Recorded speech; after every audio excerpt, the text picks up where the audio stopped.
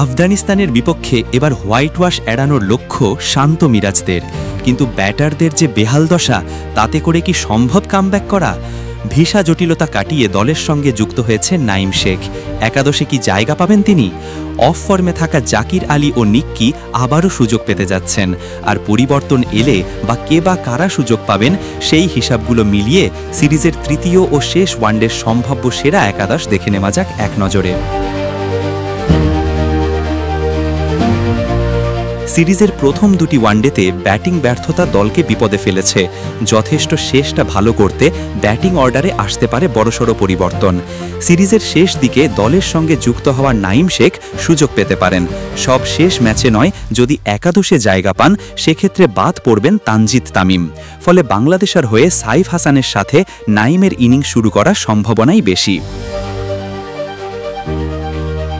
নম্বর 3-এর কঠিন দায়িত্ব নাজমুল শান্তর কাঁধে। টানা 2 ম্যাচে দলকে সঠিক পথ দেখাতে ব্যর্থ শান্ত, এবার যে তাকে ঘুরে দাঁড়াতেই হবে। দলের মিডল অর্ডারে লড়াই করবেন অধিনায়ক মেহেদী হাসান মিরাজ ও তাওহিদ হৃদয়। প্রথম ম্যাচে তারা দুইজনেই 50-র দেখা পেলেও দ্বিতীয় ম্যাচে পুরোপুরি ব্যর্থ হন। তৃতীয় ম্যাচে আবারও বড় ইনিংসের প্রত্যাশা তাদের ব্যাটে। বারবার সুযোগ পেয়েও জাকের আলী অনিকের ব্যাট হাসছে না। টি-20-র মতো ওয়ানডেতেও ব্যর্থ হচ্ছেন তিনি। ফলে এবার জাকিরকে বাদ দিলে অবাক হওয়ার কিছুই থাকবে না। তখন একাদশে ফিরবেন শামীম পাটোয়ারি। উইকেট কিপিংয়ে দেখা যাবে বরাবরের মতো নুরুল হাসান সোহানকে।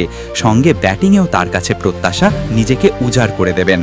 স্পিন বিভাগে মেহেদী হাসান মিরাজের সঙ্গী তানভীর ইসলাম, আর লেগ স্পিনার রিশাদ হোসেন তো থাকবেনই। পেস লাইন আপে দলকে নেতৃত্ব দেবেন মুস্তাফিজুর রহমান, সাথে থাকবেন তানজিম সাকিব।